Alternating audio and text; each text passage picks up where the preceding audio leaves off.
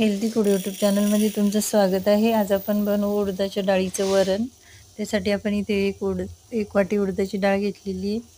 त्याच्यामध्ये थोडीशी चण्याची डाळ टाकू आणि डाळ चांगली 2-3 पाण्याने स्वच्छ धुवून घ्यायची आणि कुकरमध्ये 3 शिट्टे करून घ्यायचे।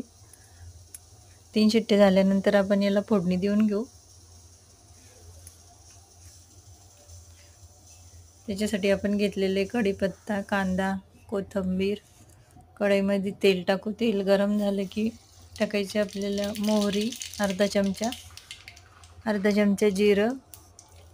जिरं मोहरी छान तडतडली की त्याच्यामध्ये टाकू लसूण 1 चमचा बारीक केलेला, कांदा बारीक कापलेला, लसूण कांदा छान फ्राय करून घ्यायचा आहे। कढीपत्ता टाकू 9-10 पानं आणि त्याच्यानंतर त्याच्यामध्ये टाकू 1 चमचा तिखट, थोडीशी हळद टाकायची आणि 1 चमचा गरम मसाला टाकायचा आणि उडदाच्या डाळीचं वरण आपण कुकरमध्ये शिजवून घेतलेले ते याच्यामध्ये टाकून 1 उकळी आणून घ्यायची।